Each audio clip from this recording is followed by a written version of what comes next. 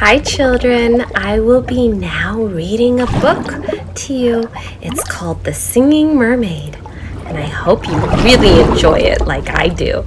The Singing Mermaid. Yes, The Singing Mermaid by Julia Donaldson, illustrated by Lydia Monks.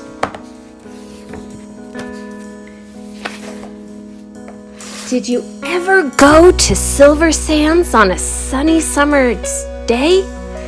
Then perhaps you saw the mermaid who sang in the deep blue bay.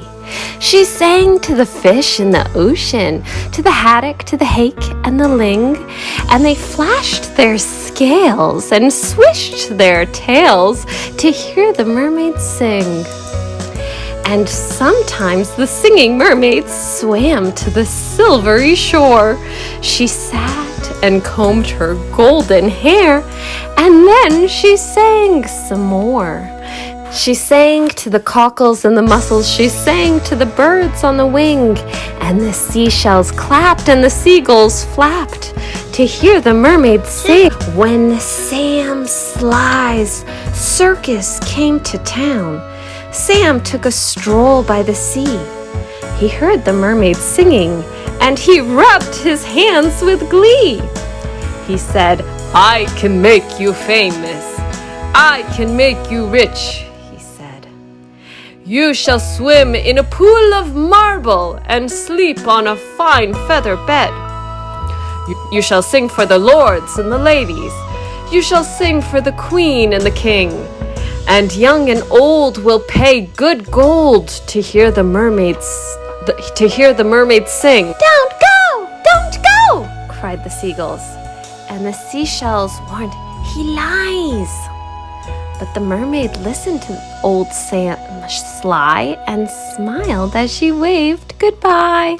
He took her away to the circus, and she sang to the crowds round the ring.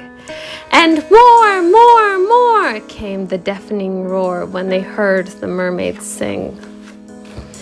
Now the mermaid shared a caravan with Annie the acrobat, and Ding and Dong the circus dogs, and Bella the circus cat. She made good friends with the jugglers and the man who swallowed fire, and the clown with the tumble-down trousers, and the woman who walked on wire. But she wasn't friends with old Sam Sly.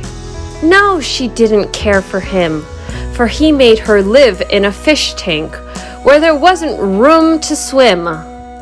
And there was no pool of marble, there was no feather bed. And when she begged him, "Set me free," he laughed and shook his head. All summer long the circus toured, all autumn, winter, spring. And many a crowd cheered long and loud to hear the mermaid sing. But the mermaid dreamed of silver sands, and she longed for the deep blue sea, and her songs grew sad. And again she said, "I beg you, set me free." But again he laughed and shook his head, and he told her, "No such thing. Here you will stay while people pay to hear the mermaid sing." At Silver Sands, a seagull was flying to his nest, when on the breeze he heard a song, the song which he loved the best. And he followed the song to the caravan.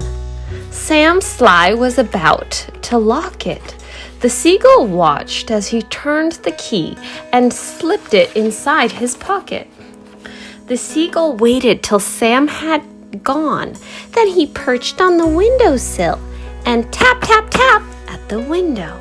He tapped with his yellow bill. Come back to Silver Sands. It's only a mile away. I can find the key and set you free if you'll come back home to the bay." "Escape!" barked the dogs. "Escaped!" meowed the cat. But the mermaid sighed, "All fail, for how could I walk to Silver Sands when I only have a tail?" "Like this!" cried Annie the acrobat, and she stood upon her hands. This is the way, the only way to get to Silver Sands. Right hand, left hand, tail up high. There's really nothing to it. I'll give you lessons every night. You'll soon learn how to do it. Next week, while Sam was snoring, the seagull stole the key. He carried it off to the caravan and set the mermaid free. And he flew ahead to guide her as she walked upon her hands all along the moonlit road that led to Silver Sands. And the creatures on the seashore and the fish beneath the foam jumped and splashed and danced with joy to have their mermaid home. And she sang to the cockles and mussels, she sang to the birds on the wing, and the seashells clapped and the seagulls flapped to hear the mermaid sing. And if you go down to Silver Sands and swim in the Bay of Blue, perhaps you'll see the mermaid, and perhaps she'll sing for you. The end. She's giving them a shell. Yes. She could take that shell home. Yes. Was that a funny story?